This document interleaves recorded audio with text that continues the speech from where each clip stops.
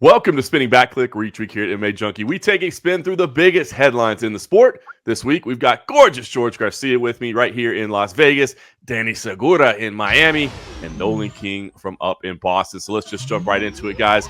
The big talking point from this past weekend's UFC Fight Night 195 event seems to be what took place in the corner of Aspen Ladd, where her coach and boyfriend, Jim West, has come under fire for perhaps being a little too hard on Ladd with his messaging. Now, in your mind, was this a situation of a coach going too far in his role, or is that even something we can really assess, not knowing the full workings of each individual fighter-coach dynamic that's out there? It's a lot to address, but let's put 4 minutes on the clock. George, you get it started. Nope, he did not go too far, in my opinion. I've gotten yelled at worse when I was playing Pop Warner. It's, sometimes the coach can come across in a way where you're almost shaming the athlete, but there's got to be a sense of that, where you got to get a focus because you're letting your team down. Now, in this case, it's a lot different. Obviously, on a higher level, it's prize fighting, but he needed to convey the message to her that what they worked on in practice was not taking place. And round by round, it got a little bit more aggressive, but it needed to be because once she wasn't following the game plan, he started off early on with instructions, and this is what I want you to do. I want to throw more power shots, hey, you got to listen to me. You got to fight. I need you to be more active. What are you doing? To now we need to go for the finish. I had no problems with it. He had to escalate it, and he knows his fighter best. I'm telling you, if she comes back and wins, and the way she ended round 4, if she went out there like a savage and somehow got the win in round 5, this guy would be hailed as a genius. So I think he's taking too much heat. I'm not with it at all. However, I will say that the next day when he posted on social media, he has to decide. He kind of said, I take the blame. Well, it may not all be my fault, but I take the blame again. Coach, just say you take the blame, and that's it. He apologized to Aspen Ladd, and he said he would do better. So that was pretty much good enough for me. I do think the part that I would agree with, though, is, look, they're in the apex. It's quiet in there, and everything can be heard. All this would get lost in a crowded arena. And at the same time, I think it was his expression, because where they were fighting at the end, you could see him with his hands up. You could see the frustration. All that on top of everything that I said and everything that we've gone over, it just looked worse. He even said, what are you doing? And at that point, it did look like it wasn't helpful. He just needed to tell her, throw an elbow, throw a punch, throw a combo, 10 seconds, 5 seconds, it's a wrap. So, no, I don't think he went too far. George says a little bit of tough love is good. George forgets this is a panel show where everybody gets to talk. Danny, what do you think? I think, look, if you really had an issue with whatever Aspen Ladd's coach was saying, you shouldn't be watching this sport. I mean, you're okay with fighters, getting brain damage. You're okay with fighters getting injured, get punched in the face, but not take a few tough words, not take some, some tough love.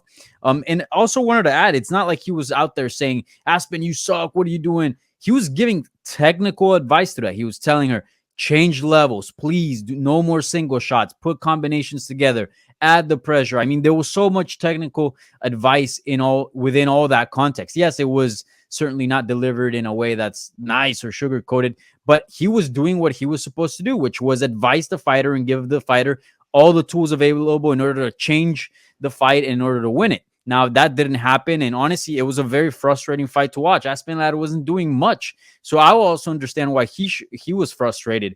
So, in my opinion, he shouldn't have to apologize. In my opinion, that was completely fine. And again, everybody has different styles of cornering, right? You got Greg Jackson, who's super chill, super zen. Maybe his is a little different, but I don't think he should apologize. He did what he had to do. He gave Aspen advice, and he was in the fight. He was there in the moment. And again, I feel like a lot of people are okay with, pre-fight trash talk and, this and that. And people are talking about religion and people's family. But then something like this, that's technical analysis, but it's got a few F-bombs here and there. All of a sudden, that's not cool. Like, who are these people? To me, this is the most puzzling thing. I don't know. Nolan, what do you think? I mean, just pretty much what you guys said, you hit it on the head. How many times have we heard, corners that don't give advice or they give the wrong advice? And really what he was doing was just putting emphasis on the whole thing. I think when she's in there, she's a fighter. She'll probably think, what is making my corner angry? Why did my coach yell at me? Oh, yeah, it was this, that, and the other. So you guys touched on everything, and I really couldn't have said it much better. Yeah, great point, guys. I actually agree with you all as well. I think sometimes a little bit of tough love is needed. And I would recommend anybody that hasn't go check out the BT Sport compilation they put out where it was every single round. And as George mentioned, you could see the progression as it went on, and you could see the technical advice that was offered there as well. If you only saw a little snippet, you didn't get everything. Go check out that full compilation. We guys also on Saturday night, Corey Anderson made a statement with his win over Ryan Bader at Bellator 268, as did light heavyweight champ Vadim Nemkov, who survived some early trouble against Julius Anglikas to come back and earn a dominant win. Now, these two will meet in the finals of Bellator's light heavyweight Grand Prix, and Scott Coker says the winner is the best 205-pounder on the planet. Is he right? Let's put 4 minutes on the clock. Dan, you get us going. I think the conversation isn't crazy, but I don't think he's right. I really don't. First of all, we have Jan Blachowicz, who has a win, a recent win over Corey Anderson, and Vadim Nemkov. He's good. He's obviously picked up some very good wins, but he's still not fully proven. However, I would say that out of the history of the light heavyweight division compared to the Bellators, the UFC's to Bellators, I do think at this point in time, the gap is much more closer where you can actually imagine, okay, how would this fight play out? Okay, is the champion in Bellator better than the one at the UFC? And I think that conversation with Jon Jones out of the picture has certainly gotten a lot more interesting over the years, especially with some of the great acquisitions that Bellator has gone. But I'm not ready to declare automatically that the winner of the Bellator Light Heavyweight Grand Prix is all of a sudden going to be the best 205er on the planet. I think it depends on how Jan looks against Glover Teixeira. He might even lose, right? Glover Teixeira is a live dog in that one. And also how the winner of the Grand Prix comes out, right? I think it's a really close fight and maybe both fighters don't look too well. That changes the conversation. However, if the UFC champ doesn't look too good defending his title, all of a sudden we get a really interesting champion over at Bellator. I do think there's a conversation to be had there. But so far, the best light heavyweight today is Jan Blachowicz, in my opinion. Yeah, it's an interesting discussion to have. Nolan, you've watched these two guys fight up close and personal, maybe more than anybody. What do you think? Can one of them stake claim as the best 205-pounder on the planet? I think they can. I think Scott's, maybe his argument's going to be a little more MMA math related, especially if Corey wins. Like, Corey Anderson, he holds wins over Jan Blachowicz and Glover Teixeira. And I understand that argument, but I think Danny hit it on the head. I think Jon Jones's absence from the 205-pound division gives Bellator a pretty legitimate claim. It's not necessarily one you have to agree with, but it's you can understand their argument. I mean, Vadim Nemkov's a guy that he's not some, as Dana White would call it, a guy that we let go. He's a legitimate talent that they've built. And if you just compare the skills, I mean, he is, I would say, definitely top 5 in the world in terms of 205-pound fighters. So, you got him, and then you have Corey Anderson, who obviously has been looking phenomenal, and he does have a win over Jan Blachowicz. So I don't think it's out of the realm that if either one of those guys were to face Jan Blachowicz as it stands today, that they would win. And that's something that Bellator, I don't think necessarily could have said at the beginning of this tournament. I think a lot has changed since then. The fact that both of these guys are surging and now facing each other gives them even more of a claim to say something like that. Do I agree with it? That's a different story. I still think Jan Blachowicz would probably edge either of those guys out, but I think that either one of them would be a competitive fight, and it's not out of the ballpark. Can't wait for that fight, by the way. Nemkov Anderson is going to be great. George, I'll ask you, as the rankings czar at MMA Junkie, can they make this claim? Because it's one thing to say, I think that guy would beat the guy over in the UFC. It's another thing to say he's ranked number 1 in the world, right? So what do you think? Can they make the claim? Scott Coker has a leg to stand on for sure. All 4 athletes, because Jon Jones is basically fading out of the picture, have a leg to stand on, have this argument to make. However, I think the best possibility for Scott Coker to say it and for more people to go, I think he's right, is for Corey Anderson to beat Vadim Nemkov. That, along with his win over Jan Blachowicz, he's also taken a loss. We got to point that out. And his win over Glover Teixeira would go a long way if Glover Teixeira can take out Jan Blachowicz. Vadim Nemkov's best argument is, hey, I got 2 title defenses, and the guys that are beaten, Danny said the word good. I might even go further than that, just before great, and say it's not bad, man. He's beaten Lins, who's won a major title, Carvalho's won a major title, Davis a couple times, now Bader. I mean, it's pretty impressive. And to win like 9 in a row, this would be 10 in a row. That would be pretty impressive over a surging Corey Anderson. But I think his best argument is Anderson and Teixeira to win. Then it matches up. Yeah, I completely agree. Great assessment there, George. I think you guys hit the nail on the head all the way around. I think it's at least a discussion you can have, right? Which wasn't something we could do in the past. It's a good discussion. Of course, if Jon Jones was fighting at 205 pounds, we wouldn't even be talking about it. But as it stands, I think it's at least a valuable discussion. Well, guys, Jon Jones will apparently be training for his heavyweight debut outside of his longtime home at Jackson Wink MMA after Mike Winklejohn said until Jones' personal life is sorted, he's not welcome in the gym. Now, Jones said it, quote, really hurts to lose the support of someone I respect so much. Was this the right move to make, or does it maybe somehow put Jon Jones in a worse situation that maybe things tailspin even further? Was this the right or wrong move to make here from Mike Winklejohn? Let's put 4 minutes on the clock. Nolan, get it started. I think it was 110% the right move. I mean, it's kind of listening to Mike Winklejohn's interview with Ariel. I thought it was kind of the perfect crossroads between genuine, caring, critical. It was pretty much he couldn't have prepared it better. You know, it seemed very authentic. I don't think it was something he had written down a speech or anything like that. He just touched on so many different things, and I think it was ultimately the right decision to have Jon Jones train outside of the gym. He wasn't black. It wasn't black or white, right? He said Jon could come back. He said he liked Jon. He thought Jon was smart. He thought Jon was a talented person even outside of fighting, but he needed to make some changes. And I think that's really something that Jon, would maybe click with him. And sure, he's still going to be training with Greg Jackson. He's still going to be training with Brandon Gibson, just not at that gym and not with a guy that he considered one of his mentors in Mike Winklejohn. So, Jon's, has his home gym, and I guess they're going to be running some camp out of that, not necessarily the training facility of Jackson Wink. So perhaps in that training camp, things will start clicking for Jon. But the biggest thing here is that he has the opportunity to rebound. Mike Winklejohn left him that opportunity that if he makes those changes, he can come back. And I would like to see more people in Jon's life lay down those type of circumstances. Well said, Nolan. Yeah, I mean, I guess the biggest concern, right, is that does he somehow spiral out of control here? Does his professional career take a hit? His legacy take a hit? Are they abandoning him? Or is it just a case of tough love, as we've talked before? George, what do you think? This is the best thing that could have happened to Jon Jones. We're always talking about when these athletes are spiraling or, downward, or when they're having their meltdowns. It's because of the enablers. It's because no one's setting them in their place. People that are close to them, their family, their friends, their coaches. And here, this guy did it in a very professional way, just like Nolan perfectly covered, left the opening for him to come back, but he took a stand, not only just as a friend, as a mentor, as the owner of a gym where others are also present. And he has to kind of set the bar or lay down the line. What's the moral line, I guess, the moral bar of this gym and how we're going to act. He perfectly explained, I got 3 daughters. This is really, really serious. And I'm praying for Jon to come back. I want him to come back. He left that out there for him. Sure, it hurt Jon Jones, but guess what? You could also tell it hurt Mike Winklejohn just to be in that spot, just to actually have to deliver the news to Jon personally, and then, airing it out in public the way he did. Again, tactfully. But the opening's there. It's all up to Jon Jones. And at the very end, when it's all said and done, if Jon Jones can clean up his act, he's going to point back to this being one of the big moves that was, against them, but now for him.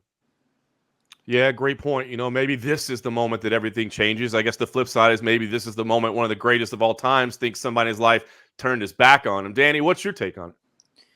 Yeah, I don't want to play psychologist here and read too much into things, but it is kind of worrisome that he kind of sees it that way, right? Like, it's like, wow, you're not supporting me. Like, you have to understand here, like, you're at some point you're enabling, right? Like, if you just continue to be in Jon Jones' life and just support him in all these things, and yet there's other things that are not right that are going on, at some point you got to distance yourself and be like, hey man, I love you, but like at the same time, I don't agree with all this stuff, and I want you to improve. I want you to improve your personal life. I want you to get better.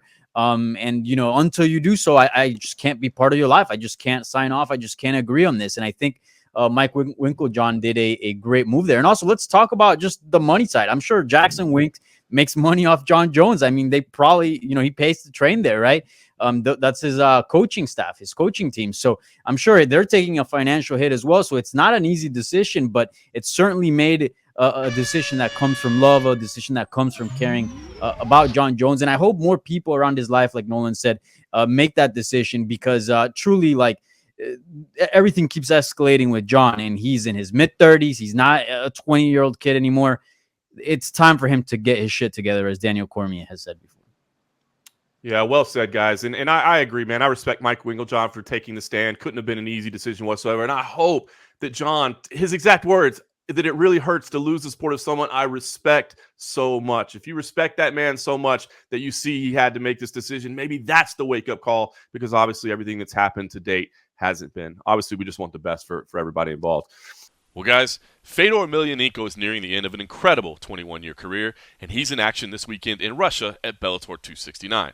Now, despite numerous teases at a possible UFC run, the former Pride champ never set foot in the octagon. Still, he'll look for his 40th career win when he faces Tim Johnson. Now, some people think he's the greatest heavyweight of all time, while others contend that he was given some awfully friendly matchups with the likes of Zuluzinho and Hongman Choi along the way. So where does he stand in your mind? And does this weekend's result have a tangible impact on his legacy? Let's put 4 minutes on the clock. George, get us started. He did have some cupcakes on the schedule along the way. I will admit that.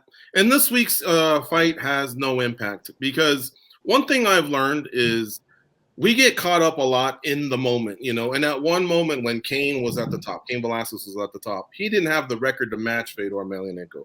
But it happened around that time where Fedor had lost those fights, 3 fights in a row. Bigfoot Silva. Sorry, let me start in order. Fabricio Verdun, Bigfoot Silva, Dan Henderson. And what do? We all kind of gravitate towards Cain Velasquez, myself included, you know. And then, of course, Fabricio Verdun, he beats Cain Velasquez and says, well, wait a minute, I beat that guy and Fedor. He has an argument. Then Stipe comes along, and he had an incredible reign. He had a nice record to match, and he had avenged, you know, a loss in Junior Dos Santos. He won his trilogy against Daniel Cormier, but he did lose his last fight. And if fights play out the way maybe Fedor's did, when he kind of reaches out of his prime and takes a couple losses, then guess what? His resume takes a hit. It all depends on when you want to make the argument. If it's prime versus prime, boy, I think it comes down to Stipe versus Fedor Emelianenko. And for those that like strength of schedule, you might have to give it to Stipe in the UFC. No cupcakes on that schedule. But if you look at what Fedor did before he even took his first loss, he got the 31-1, and that one loss is BS. I mean, who are we all praising for retiring at 32-0? Khabib Nurmagomedov. That was not an easy run that he had. So, man, I don't know. I might have to reconsider, John. Fedor might be the greatest ever. Yeah, recency bias is a real thing, man. It makes it tough. But, you know, there's fans today that never even saw him compete in his Pride, you know, that run, that are making this argument. So, Danny, what do you think? Where does Fedor stand? I think he's the greatest. And yes, he got some cupcakes here and there, how George said. But really, did he dodge anybody of his era? Right? Because you can get easy fights, but I don't think that's too relevant. I think the point is, did he dodge anybody? Did he not fight anyone that was considered the best during his time? And the answer is no. He fought everybody. Tim Sylvia, Andrei Arlovsky, Mirko Krokop, Mark Coleman, Gary Goodrich, Kevin Randleman. I mean, you just go down the list. He fought everyone. I mean, the guy's got almost 50 fights logged in. So, you know, there's got to be a cupcake here and there, right? But he really did face just about every single elite heavyweight at the time. I do gotta say, this continuation of this latest chapter of his career does hurt and change a little bit his legacy. I don't think we can look on BJ Penn and be like, oh, that crazy win streak. We just have to ignore him and look at him as, you know, as the greatest lightweight ever. I do think it does hurt, right? So I do think it could change a little bit how he's perceived on people's mind if he were to just get washed by Tim Johnson here. But overall, if you just look at his past record, the guy fought them all. I think he's the greatest right now. Yeah, and that's a time when, let's not forget, Pride was actually bigger than the UFC. I mean, their heavyweight division was deep. You named off those names. Nolan, what do you think? Is he the greatest of all time, or are we overrating him too much? No, I don't think you're overrating him at all, but I do think that there is a certain amount of passion that's intertwined when it comes to these legend types, the guys that kind of laid the path. I mean, this might be the first of many discussions we have like this, right? So if some middleweight comes along and he starts to dominate and he wins a ton of fights in a row, there'll be a debate about Anderson Silva versus him. And I think a lot of people will look at Anderson as being discredited because he fought earlier. He fought when the division in the sport wasn't as developed. So I think this is the first of those kind of conversations we're having here with Fedor and a guy like Stipe Miocic. And I do lean towards Stipe Miocic as being the greatest heavyweight ever. I think if you look at the competition that he fought, both of them for sure fought the toughest at the time. But I think that the sport in the heavyweight division as a whole was not developed in the way that it is now. There just weren't as many bodies. There weren't as many guys that were fighters through and through. There was a lot of just big bodies that were thrown in there. So I'm going to go with Stipe Miocic as the GOAT at heavyweight. Yeah, that's an interesting point too, Nolan. Well said. I mean, when you talk about eras, it's like if you talk about the greatness of Hoist Gracie, right? We know he would have difficult competing in today's UFC, but you can't take away the greatness at the time. So I think Fedor's got to at least be in discussion, certainly for an era. I mean, as George pointed out, I mean, he was essentially 31-0 at one point. I don't care who you're fighting. That's impressive. So what a career it's been for Fedor. Can't believe it's finally wrapping up. Well, guys, there's a big middleweight fight at the Apex this weekend with Paulo Costa and Marvin Vettori facing off in the main event of UFC Fight Night 196. Now, this is number 5 versus number 7 in the world in the MMA Junkie rankings, the only rankings that truly matter. And both these guys believe that they are destined to fight again for the title in the very near future. But they unfortunately also happen to be the last 2 fighters champ Israel Adesanya beat at middleweight. So do either one of these guys have a case for running it back with the last style bender? And do you have a strong lean on who takes that first step with a win here? Let's put 4 minutes on the clock. Danny, you can kick it off. Yeah, this is a tough one, but at the same time, I don't feel like there's any clear contenders out there besides Robert Whittaker, who's next. I don't see anybody coming up that's absolutely killing it, and you go, okay, that's next. So that's what Paulo Costa and Marvin Vettori have going on here, right? Maybe just 1 or 2 wins can get them back in the title picture. I would say, and call me crazy, but I think Paulo Costa probably has the better chance of getting a shot at Adesanya again. You know, he did drink 2 bottles of wine right, the night before the fight. I mean, that's got to mess you up. No, but in reality, like, I think when you look at the fight with Adesanya and Vettori, I think Vettori gave him his best. I mean, I thought Vettori looked great. Yes, he lost. He came up short, but I think he put on a honorable performance. I thought he gave him his best. It just wasn't enough. But Paulo Costa, we didn't see his best in there. I think we can all agree, if you look at his previous fights, that wasn't the best version of Paulo Costa. And I think that's something that he can hang on to for the rematch. It's like saying, if you just showed 2 people the Derek Lewis, Francis Ngannou fight without them knowing who they are, and then you ask them, hey, do you want to watch that fight again? They'll say, hell no. But then, knowing the background, knowing the history, knowing that they were clearly weren't the same fighters going in that night, you would definitely want to see a rematch. So I think that's kind of the case here with Adesanya and Costa's case. So I think Costa has a better chance here.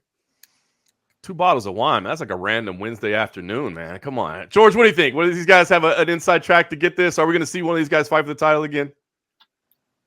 That's tough for Vettori because he's lost to him twice. All respect, one of them was a split decision. It wasn't for a title fight then. So he's only lost to him once in a title fight.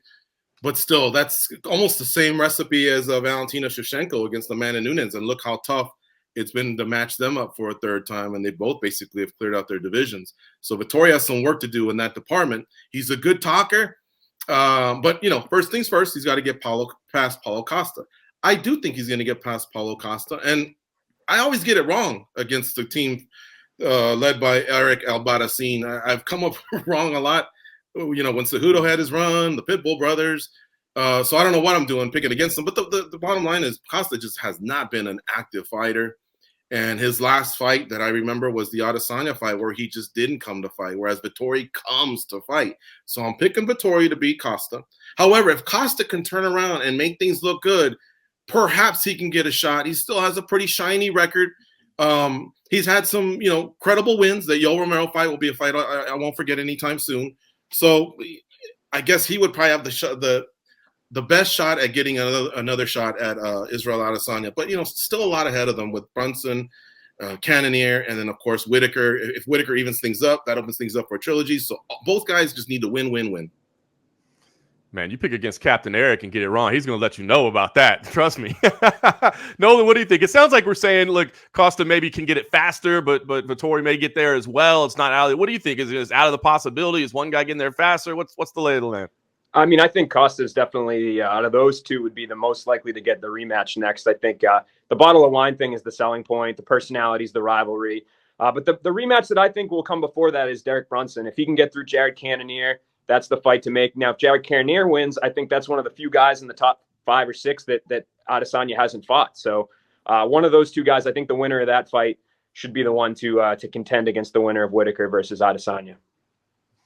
Yeah, I think you guys laid it out all correctly there. I'll be honest with you. I am actually picking Vettori as well. And I think, he believes he's going to fight for the title again. Kind of a lot of grief for saying that he didn't think Adesanya was better. I would warn people, hey, that's the way fighters have to think. You can't go in a cage saying that, yeah, that guy's clearly better than me and I'll never be able to beat him. So I cut him a little bit of slack there. But I think he's going to need more than one win. If Costa can pull this one off, though, when I'm wrong in that pick, I think he's got a better shot of being in there right after Whitaker. And then, as you said, you got the Brunson Cannonier. So a couple names up there at the top. Bottom line, I think these two guys keep winning.